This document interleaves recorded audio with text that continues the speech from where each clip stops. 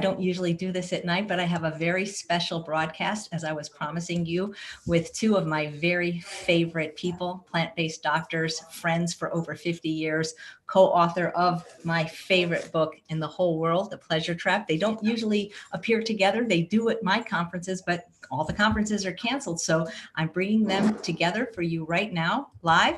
Please welcome Dr. Doug Lisle and Dr. Alan Goldhamer. How are you guys doing? Good. Alan won't answer. Not until You there's. guys are great.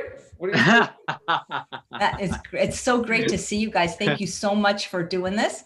So what I thought I'd do is, people love to ask questions, but they ask you guys pretty much the same questions over and over. So what I thought I would do is I got a couple of scenarios that people have sent in to me, and we'll just ask your opinion on how you guys might handle different situations. Because as you know from I believe it's chapter 4 in The Pleasure Trap, getting along without going along, sometimes social pressure is difficult for people. So how would you guys answer this scenario? So you two have just had a wonderful dinner at a vegan restaurant. You're full, you're satiated, and the waitress comes and brings you your check, and at the same time brings you a complimentary piece. Wait, the first thing I do is I give the check to Alan.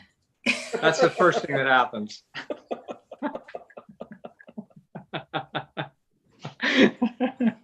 All right, go ahead. Would you pay it, Dr. Goldhamer? Oh yeah, you would. Yeah, good.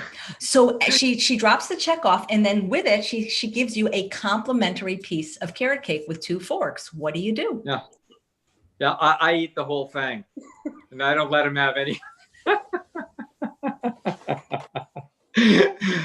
Yeah, like are the two of us there? Yeah, you two just had a full satiating dinner together. I'll tell you what I think happens. I think Alan takes one bite of it and leaves the rest for me, just to sort of be sociable and to pretend like he's not like a saint, you know what I mean? So he'll just be like, oh, I'm not going to rub your nose in the fact that I'm perfect. So I'll give you a little break, and I'll just take one little bite. That's what I think happens. Actually, what I would do is I would say, I think this must be for you.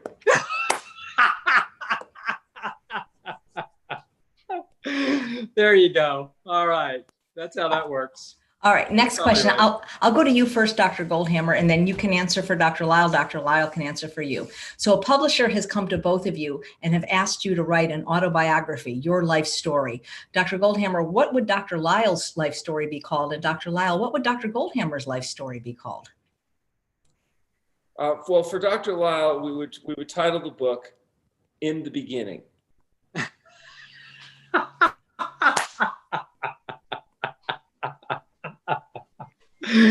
Oh, that's pretty good. That's pretty good. All right, God, I have too many things come to mind. I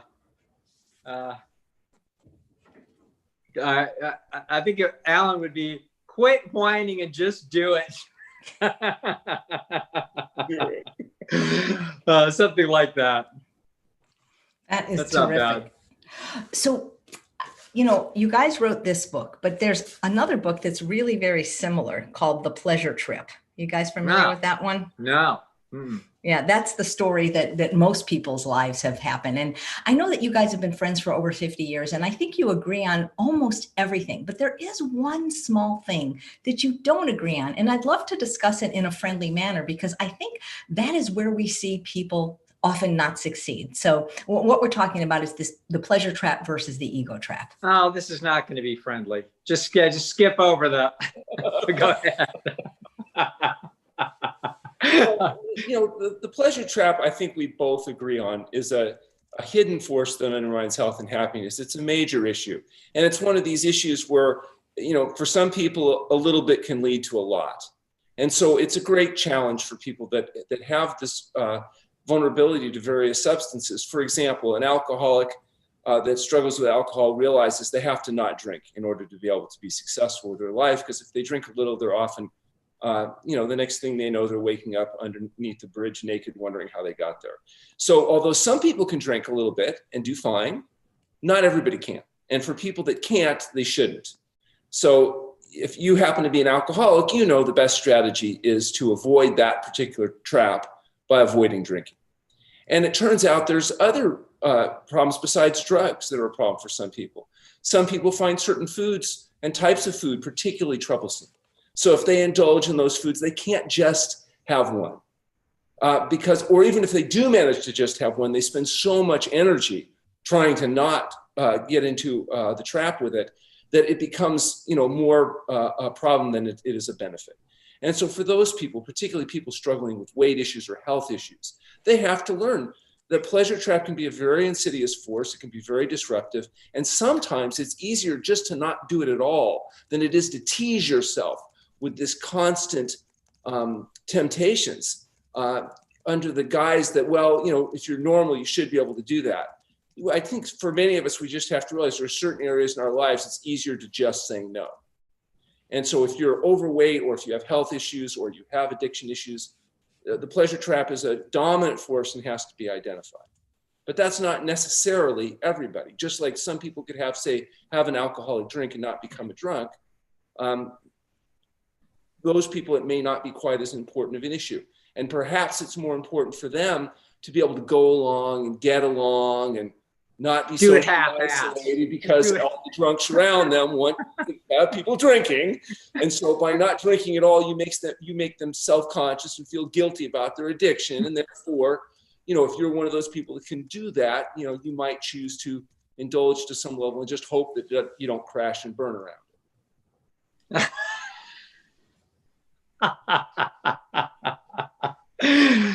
It's priceless. Yeah. I mean, the truth of the matter is that there's really nothing that he's saying there that I would disagree with at all.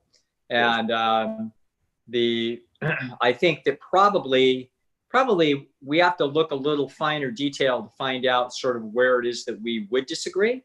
And it's going to be, the disagreements are going to be in our parameter estimates about what we think about people and their behavior. And I think both of us would acknowledge that where we disagree, there's a lot of unknown territory. So as I was actually talking with AJ earlier, Alan, about something that I was sort of venting my spleen on some things that frustrate me about where I look at things differently than the rest of the world. Mm-hmm. And actually this is where you and I actually completely share our vision, and in rejection of mainstream psychology and mainstream treatment for eating disorders, drug addiction, or anything else under the sun. And that is that from my vision, the pleasure trap remains massively underestimated. And so I believe that I actually don't believe the other leaders in our field actually understand this. I think that in other words, we give lip service to the idea of, oh yeah, there's the problem, it's difficult. It's like, no, you've now just massively underestimated the problem. And so I think the pleasure trap is exceedingly difficult to deal with. And the question is, can we look at the pleasure trap itself as an either or phenomenon? So I think that anybody that has worked with the thousands of people that Alan and I have worked with, which is very, very few people on the planet have worked with thousands of people, but both of us have. And as a result, we are aware about how difficult this is for people to deal with it. So the phrase mastering the hidden force was not an accident. Alan came up with that description, and it was very careful and very precise. This was no small feat to actually come up with the subtitle of that book. He also came up with the title, but that was just lucky.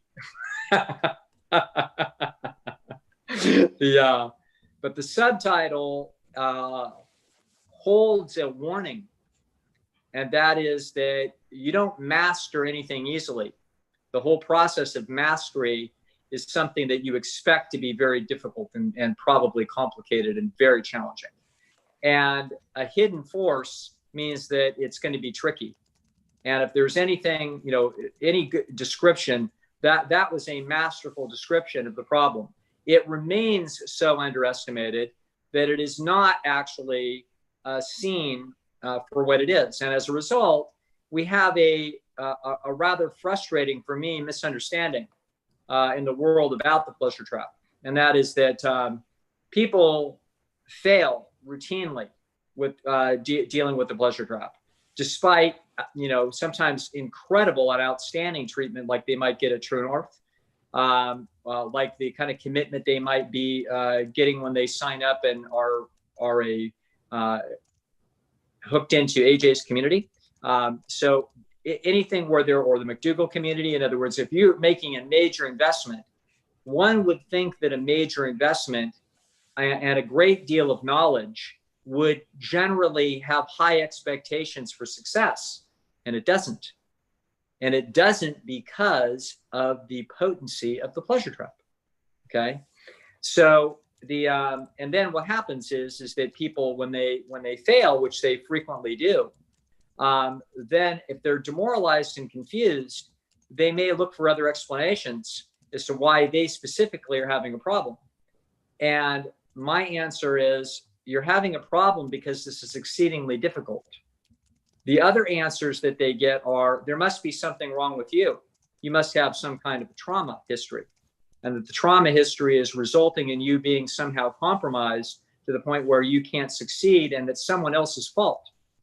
Now, this is relieving on the one hand, because it abdicates responsibility and makes us look like we are not such a bad person after all that is struggling with this and failing.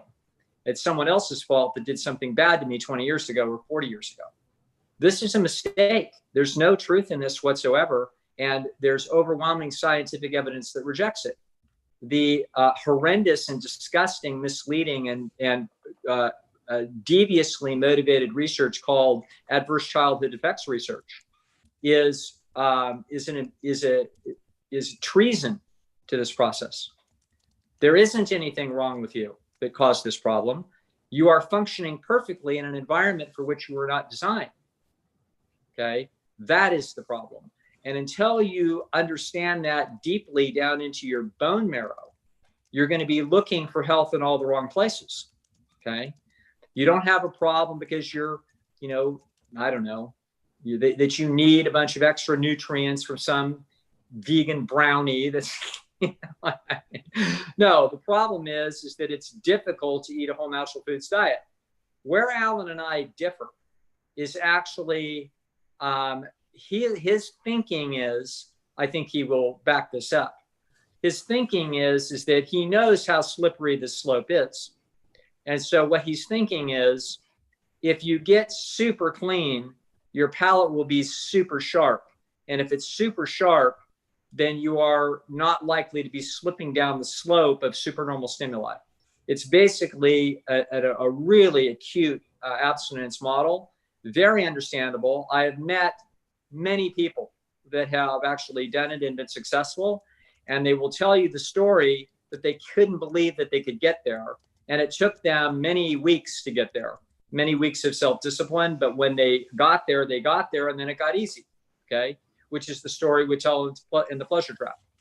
And so Alan will say, i.e., no whining, just do it.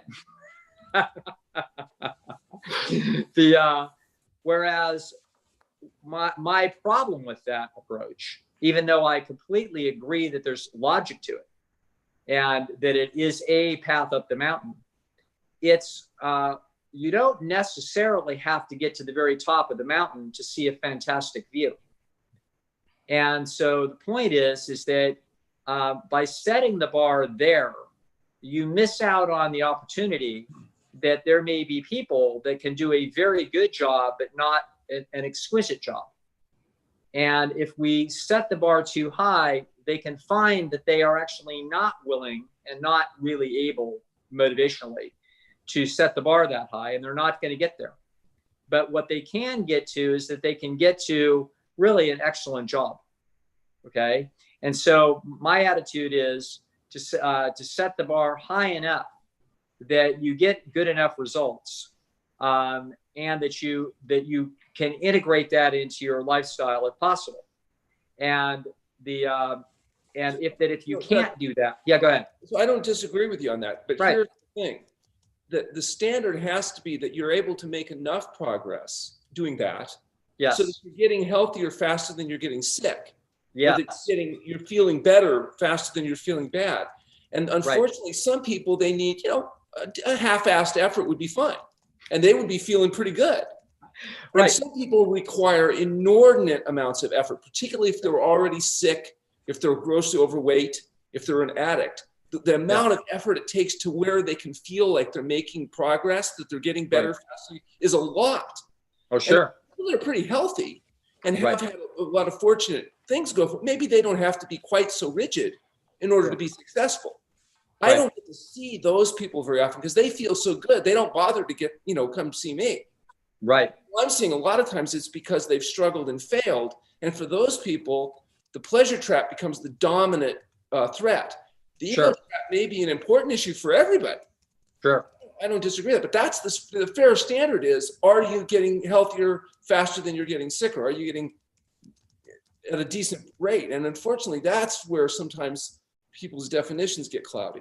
There's no question. So I want to point out something that I don't think, even though I've said it in 1,000 ways, different ways, I've never said it quite this way. And that is that there can be an underlying assumption that if you, quote, do something in the right way, it's going to succeed.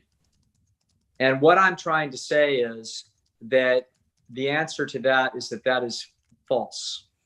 The truth of the matter is most people are not motivationally or personality constructed in such a way that they could do it perfectly. Mm-hmm. And most people are not also constructed or motivated enough to do it well. Mm-hmm. So the truth of the matter is that the majority of people who will walk down this road and attempt to make major changes will fail. And it's not because there's anything wrong with them. It's because essentially, if you are 5'5", don't think you're going to be playing in the NBA. Okay, so there's nothing wrong with you if you're 5'5", nothing. Okay, but you're not going to be playing in the NBA. There was one guy that size in modern history that did. His name was Muggsy Bogues. I think he was 5'3". Okay, he was the only one. So of all of the guys that are 5'7" and shorter, you will not play in the NBA, and there's nothing in the world wrong with you. Okay, the pleasure trap, as I stated earlier, this is a massively underestimated force. People expect that they should be able to make these changes. They listen to us and they listen to others and they learn. And what they hear from others is to do this and do that. And what they listen to us, what we say is, careful, there's a big, massive trap in the middle of this thing. Now, do this and do that. Okay? And people nod their head and say, yeah. And then they fail. And then they say, how come I'm failing? And then we have trauma mongers who will say, well, the reason is there's something wrong with you. And it's like, no, that isn't the reason. We told you there's a big, massive trap between you and your goal. And it's the trap that is actually not discussed by any of the other leaders in the field, save Neil Barnard, who wrote the Food Seduction, Breaking the Food Seduction. But other than that, all of the people that we admire and respect and who we basically agree with on the dietary processes that we have great respect for, great scientists, great educators, but they don't talk about this. And even when they hear about it, it's quite quickly dismissed as if this is a no problem, just adopt this thing. And it's like, no, you guys do not understand what you're dealing with. And so my frustration these days is really not very much with the argument over the pleasure trap versus the ego trap. That is an interesting and fascinating dynamic, okay? Because those two things actually work at cross purposes. The higher you put the bar, the better your solution is to get out of the pleasure trap, but the less likelihood that you will as a result of the ego trap's intimidating. Right. If you go too low, you won't do well enough to get out of the pleasure trap. So these are a fascinating, Mexican or Chinese finger trap, that kind of trap that you can't pull them out too quickly because you'll catch yourself. And so Alan and I, this has been an interesting discussion between Alan and I over the years about this, and we both acknowledge it, and we might disagree a little bit on these parameters, but the truth of the matter is, it's the third issue that has been ignored by almost everybody. And that's why we called the book a trap. Okay. It's like, listen, this wasn't how to live healthily and do a good diet, et cetera, and then watch out for a few little things along the way that could get you into trouble. No, that's not what we called it. We called it mastering the hidden force that undermines health and happiness. How big a warning do you need? Right. And so this is, I think, like I said, Alan and I are very, very close cousins in the way we think about this. I'm just the nicer one. Yes. You know, the thing that's interesting, I see though, the same person that struggles maybe early, and I'm looking now over a perspective of 30 years. Yes, right. Practice.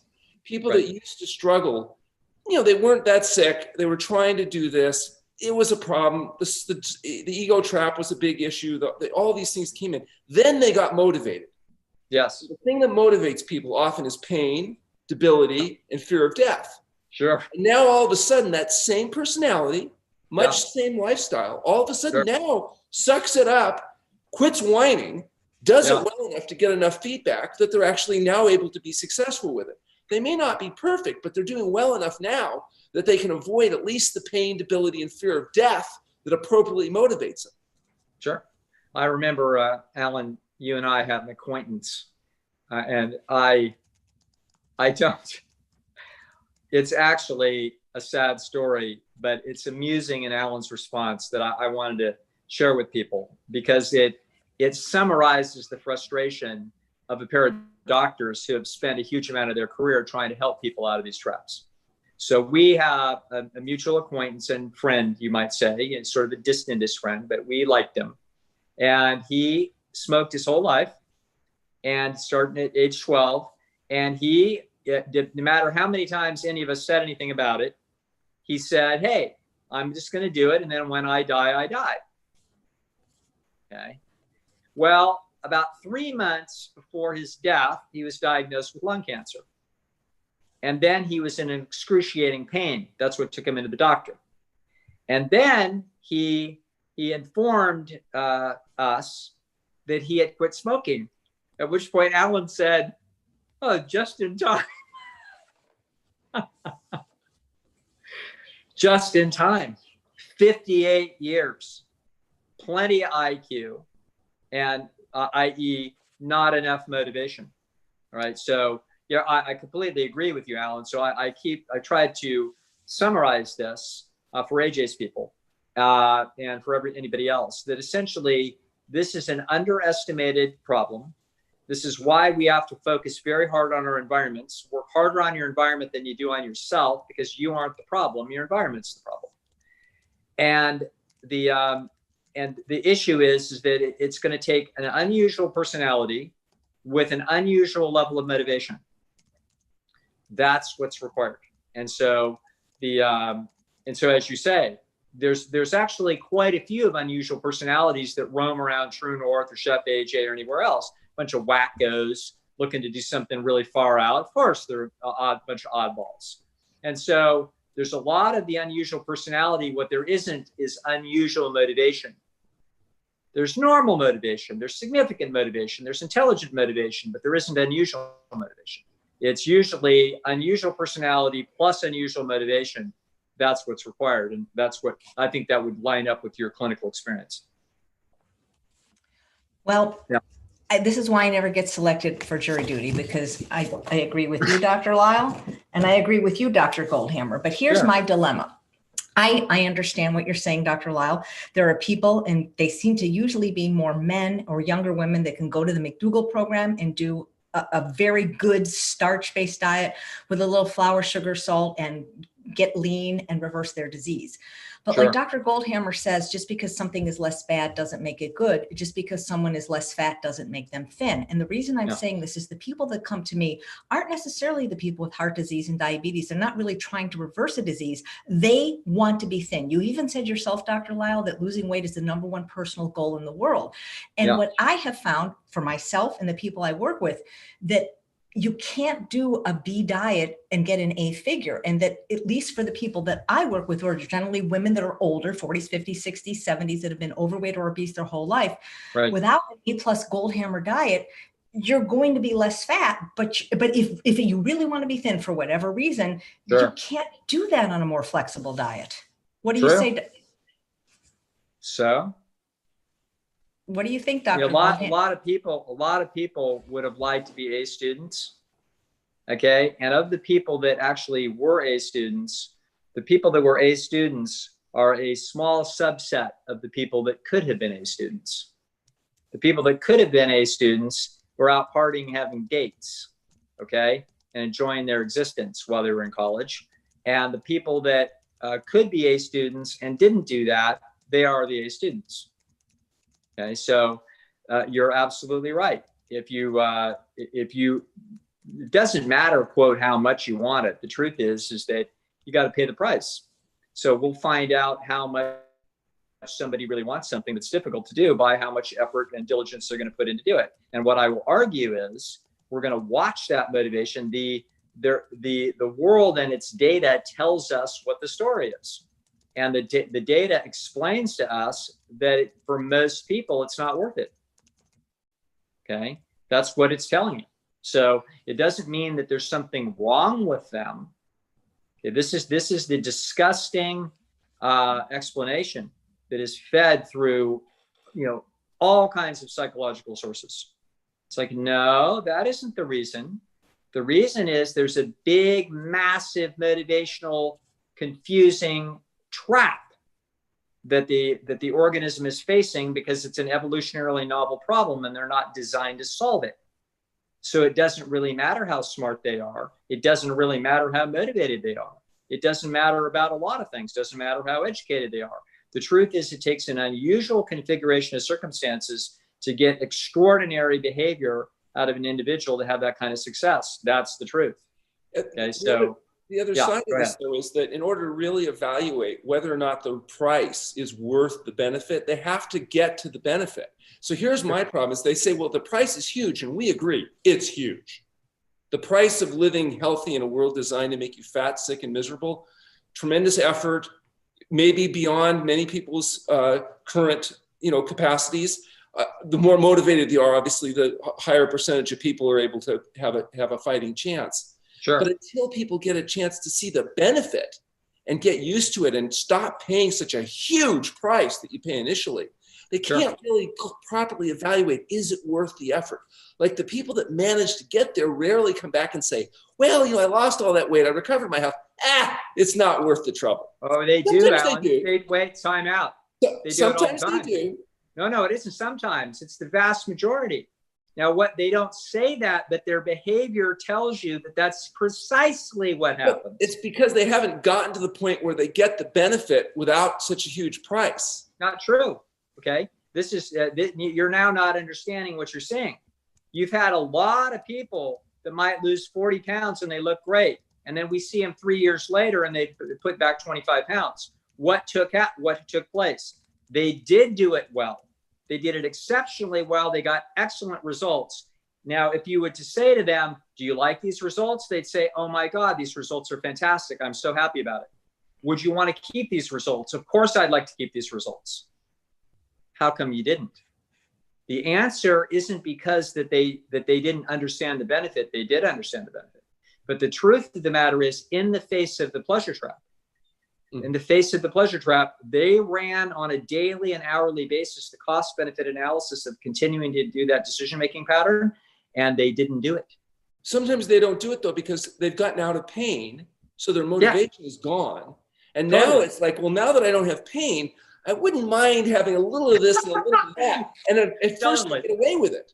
Yeah. Because they're doing pretty well. And okay, so maybe they didn't maintain all the weight loss, but I feel pretty good. And then slowly but surely, they start getting symptoms back. And before long, then you get the call which says, I think I'm ready for another chance, another round.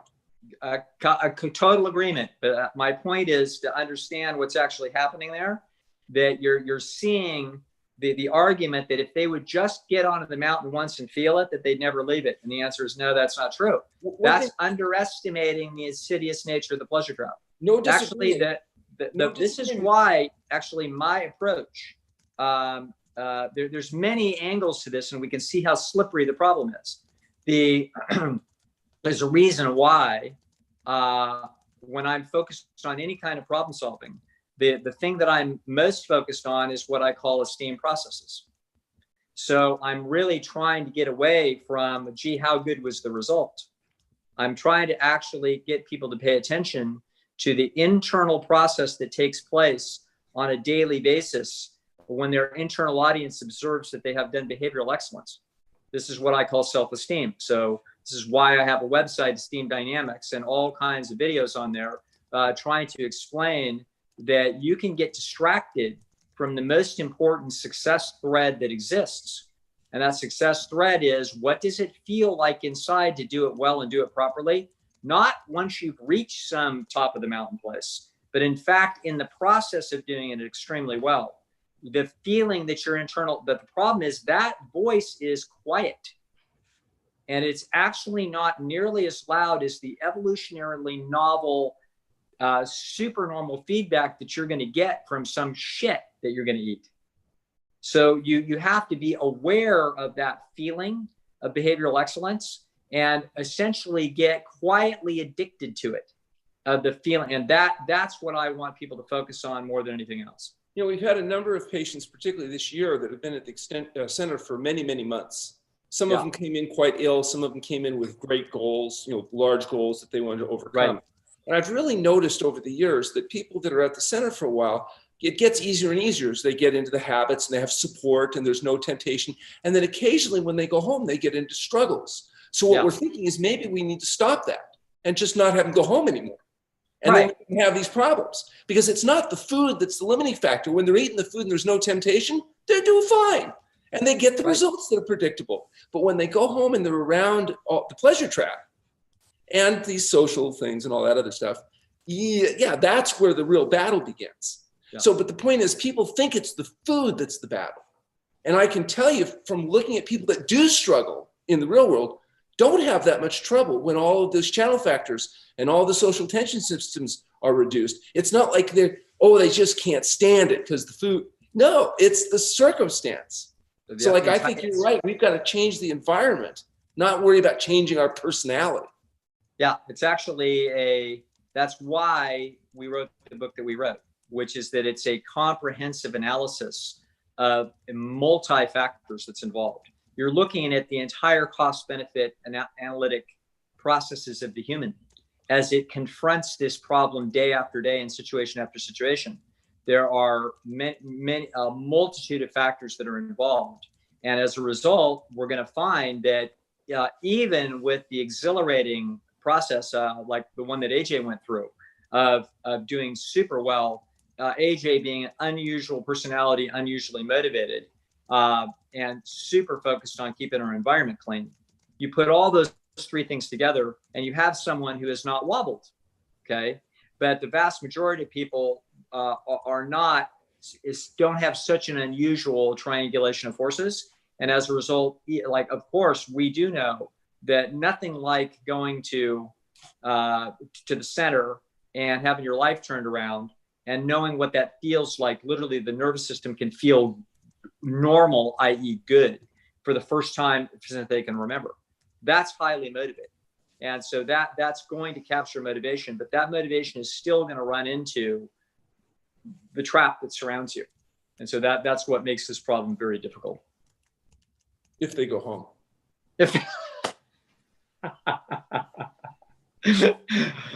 All right. All right, AJ, well, that's good. Well, actually, we have a question live for Doreen that I thought was a good one. And speaking of pleasure trap, what do you guys do for pleasure? Well, the food is excellent pleasure. And if I could ever get a date, that would be pleasure.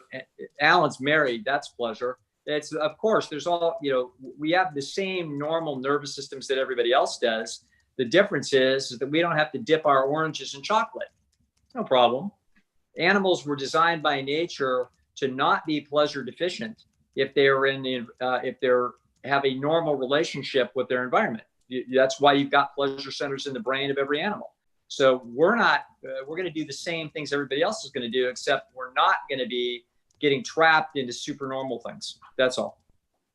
And, you know, with this more recent acute viral issue, you know, obviously there's the tragedy of all the deaths and debility and economic outflow and all that. But the real problem is that they've closed basketball. Social basketball is closed. You know, the gyms are closed. I mean, that's a real tragedy. So, you know, that's certainly been a source of deficit. We got to get over this so we can get back to playing basketball.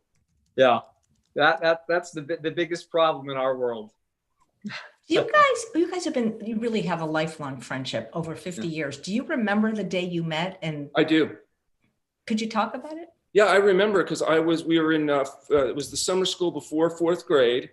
And I remember watching Dr. Lisle, although back there he wasn't Dr. Lisle because he didn't have a doctorate yet. It was a few years before he got his doctorate. But this was 4th grade. And I remember watching him interact with the other students and the teachers. And I thought, you know, he's a lot smarter than the other kids. And I said, he's also a lot smarter than the teachers. And so I realized he would be the best investment of energy in trying to get to know him. And I just made a very focused and concerted effort to do that. I absolutely remember those first days. It was just startlingly stuck out in my head how much difference there was listening to him talk versus the other kids talk in this program. Yeah, I think that's some interesting storytelling. I'll tell you what the real truth is. Okay, like I think Alan has known since he was a kid that he could irritate people. And I think he considered that a nuisance. In other words, the fact that he was right, they were wrong, they were, you know, they do stupid things, could be either dangerous or wasteful, waste his time. He just considered other people just generally a nuisance, but he could see that I got along with other people. So if he would somehow annoy them by essentially doing things in a way that made sense to him and it would upset everybody, then he knew that he could sort of smooth the little social edges around by putting me as a buffer in between. So basically, I'm a potholder. That's more or less what it is. And I think that's, I think we recognize that stuff. We recognize early an independence of thought. I think more than any intelligence, I think we both recognized that we were, neither one of us is easily swayed by any public opinion. And so I think that's probably what we smelled very early. And I'm more easily swayed than he is, but I was the closest thing you could find. So I think that's what it was. There's Donna says, do you guys have any pictures of yourself when you were little together? Yeah, I do. Actually, I have a picture of us in junior high school.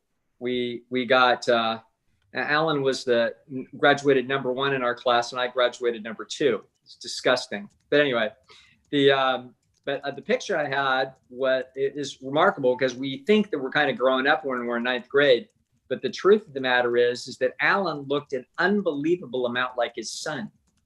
It's actually stunning. So I'll dig that picture out for him one of these days. Not that he cares. There's an interesting story on that. First of all, you need to remember that although we had a very similar GPA, Doug tended to take the really difficult classes, all the higher end math and all those different. And I made a concerted effort to try to not waste a lot of resources studying things I didn't think was going to have utility for me. And we both had the same art class with Miss Nichols. Oh yeah. And I forgot to do my final project. I just forgot. And he did a rather elaborate, very nice project. And as we were walking into the room, I pulled something out of the trash can and turned it in, figuring, well, if you turn in something, they've got to at least pass you. And I called it recycled art.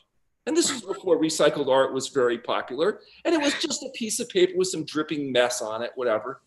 And so we both turned in our projects. And they took your best project and they put it up at the car wash. And they took my project, because it was the only one I turned in, and put it up at the car wash. And the guy that owned the car wash he didn't want it up in his car wash. It was just a dripping piece of trash. And so he paid 50 cents to get it taken off the wall. He bought it just to get it off the wall. Well, at the end of the year, we get our grades and we both get B's in art. And I went to the professor, the teacher, the art teacher. And I said, who are you to judge my art? Everything I've done has sold. My public has spoken. I won an A. And she changed my grade to an A. And that was the difference in our GPA, that I got an A in art and he got a B. And he actually had a very nice project. But anyway. That is such a great story, Van. About 10 years ago, I have a friend named Sheila. And about 10 years ago, I found out that her sister was actually a classmate of you guys growing up. Her name is Monica. And so when we were at a party, I asked her, because this is when I actually just started to know you guys. It's been about 10 years. And I asked her what you guys were like.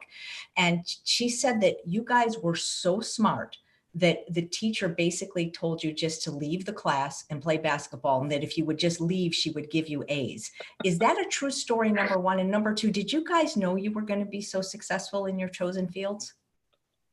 Well, I don't know that we were really that smart. We were, we were good students, and there's a lot of smart kids like us around there. I felt like there were smarter kids than us in school. There wasn't anybody craftier than Alan. So I knew this, and I knew that it would be in my best interest to free ride on that. So I knew in this world, like a good animal, that I wasn't going to starve if I didn't get too far away from him. So that was probably the deal. But I don't remember I remember Alan also finagling.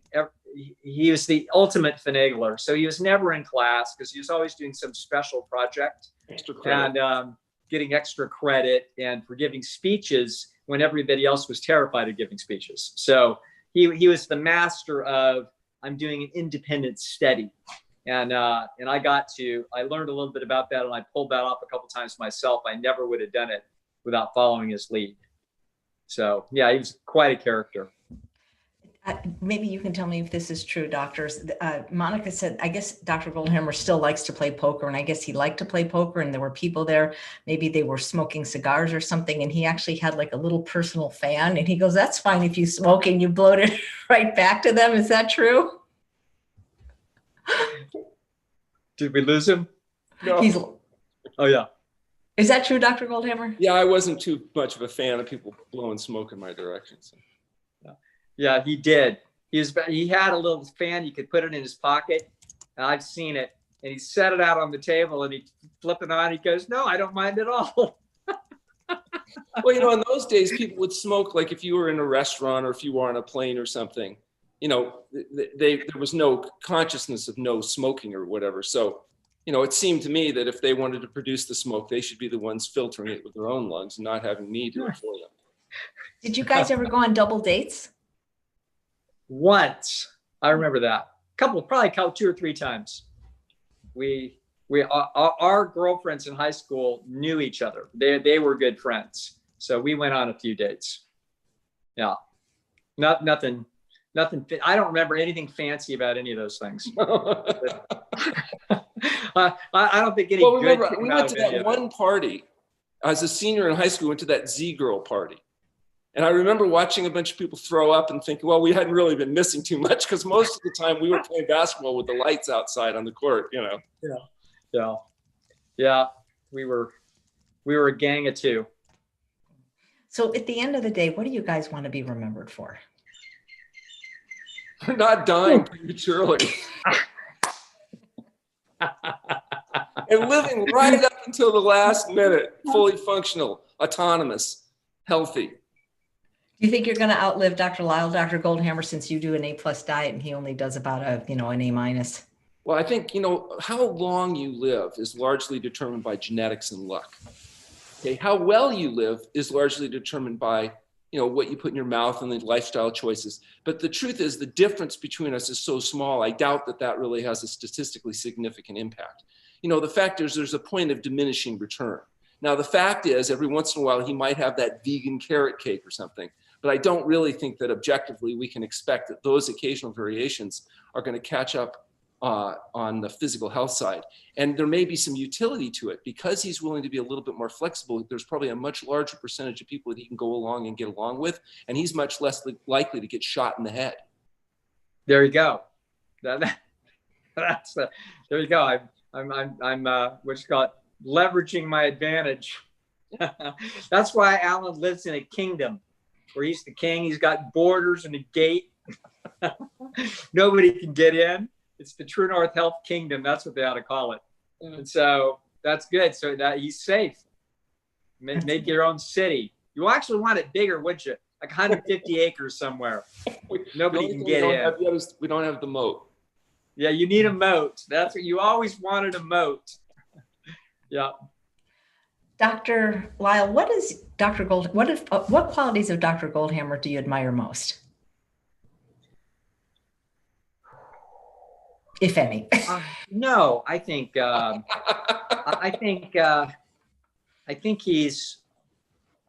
he has an unusual tenacity to not let anything stop him. And so this is I think all of your extraordinary achievers have that. I think Steve Jobs was like that. Steve Jobs was, massively unstable emotionally relative to Alan, but the same kind of concept that it can be done, and whatever the obstacles are, we're just going to transcend the obstacles. That's all there is. That's all it's going to, Alan never doubts that if it can be done, then he can get it done. And so I think that is it was obvious early that was true about him, that he was unusually unstoppable. And I think it actually was disturbing to adults, even when he was, 15, 16, 17 years old. They were picking up on the notion that essentially this kid was already an adult, that he wasn't just an adult, he was an extraordinarily competent adult. And it became, some people picked up and didn't fight it. So he walked in and pushed his way into New Moon Health Food Store at 16 years old, and within 6 months he was running the place. And the owner realized, you know what, I'm better off with this 16-year-old kid running the place than me running the place. And it was true. And so, yeah, I think the admiration isn't just at the level of ability, which many people, many bright people have a lot of ability, but of those, there aren't that many of them that are essentially unstoppable. And that's a really unusual quality, and it's certainly admirable. Fortunately, as I tell him, he seems awfully ruthless at times. Not that he's unfair or anything, but relentless. And it's like I tell him, good thing you weren't a criminal, because nothing would stop him. If he wanted to get into Fort Knox, he'd get into Fort Knox. And but fortunately, he's on the side of the good guys and trying to help people, and he won't let anything get in the way of that. That's beautiful. Dr. Goldhamer, what quality of Dr. Lisle's do you admire most? I always admire people that have skills that are beyond my own, people that can do things I can't do, that think in a way that I'm not able to do. And so from the very, very beginning, I recognized that in Dr. Lisle. And that's really proven true, really unusually creative way of integrating information and processing it. And I give him no credit for that, by the way, because he's explained to me that these are largely genetically determined characteristics that he has really no claim to having accomplished any more than somebody that's very tall. You don't go, oh my God, you're 6'10". Oh wow, I just so admire you so much because they're 6'10" because they're tall. He happens to have these skill sets. The admirable part of it is he actually made use of it. He's used it in a productive and a creative way to actually do something that I consider worthwhile. So I think that's really the goal there, is that you've got this ability to process information, integrate it, and then spit it out in a way that actually is useful. That's great. Thank you. Now if we could just get him off his butt so he could finish this book he's working on, which if he stays focused, he could do in relatively short order, we'd all be a whole lot better served because of it. I've heard, he's read to me enough of it that I know that he's got gold there, and he's just kind of taking his time, because perfection is definitely not the friend of good. And so, it's got to be perfect. And so. Did your parents like each other like, I imagine when you were friends growing up, maybe you went to each other's house to play or did things together. So I was what his mom called the outdoor boy. Actually, you have to remember, AJ, Alan's parents were the first to understand that at 12 years old, he was an adult. So already they didn't have anything to do with us. So I would come over to his house and they weren't really interested in talking to me because Alan's and my relationship was already like all business, goals, plans. We're not sharing with the freaking parents. They have no idea what the hell's going on. So no, there was no really family integration. They certainly knew of each other, but no, Alan was running the show. When Alan came to my house, I was actually, my dad was a very capable, very strong, terrific human, super moral and tough as hell. And I've rarely seen my dad sort of back off in deference to anybody. And when I saw my dad backing off to deference to Alan at 16, I'm like, okay, I sort of expected Alan to get his comeuppance, and he did. And he didn't. It went the other way. And I'm like, oh, okay, well, I know what this means for the world. The world better look out because this guy's going to come right up on top of you. Sometimes he got out of some of his chores, that's all. No, that was all true, what I just said. That's neat. Well, you both have siblings. Did your siblings like the other person? I don't think, my brother was older, enough older that we didn't interact with, on a social level. And Margie, Doug's sister, was really good because she was really tough. And so if we ever ran into trouble, we could threaten them by, leave us alone or we'll tell Margie. Leave us alone. No, I just have one memory of Mark, which is that for some reason, Alan irritated Mark. Mark was about 18 and we were 12. And Alan did something and there was some interchange between the two of them. And Mark takes Alan and just throws him against the wall. And I'm like, I was totally shocked. Like, I couldn't believe this. And meanwhile, then Alan, of course, like 30 seconds later was totally fine. It was just like, it was, he had gotten Mark's goat. He had gotten Mark's goat. And it was sort of like, you were goading him and he lost it. And he didn't do any damage, but I thought, so Alan was testing the limits of what he could do to people and make sure that he was still safe. So he tested it with his brother. Wow. I remember that. Yeah. All right. So you guys are on your deathbed. There's no hope. You're in your 90s or 100s, whatever, but there's just no hope. You're going to die. Would you maybe eat something off plan? I mean, well, certainly that's not the time that you'd want to be eating off plan. If you're on the edge, that's the time when your body needs to support the most, to give yourself the chance to really fulfill your potential of going out in quality. You want to have a good life, but you also want to have a good death. You don't want to have the last things of your life suffering as a consequence of eating some greasy, slimy, dead, decaying, highly processed food and then suffering the consequence of it. No, I wouldn't wish that on anybody. There you go, AJ. Now you see, now people can sympathize with me. Now they see what I've been putting up with. No, there you go. That's, but I would, like if I knew I was going to die, I'd eat like a Cinnabon or something. Yeah, root beer float. But it would be with vegan ice cream. Yeah, something like that. I think that's about what it is. Nice. Well, this has just been such a fun treat for everyone. I thank you guys so much for being here. And if it ever works out that we can do this again, people are just loving this so much.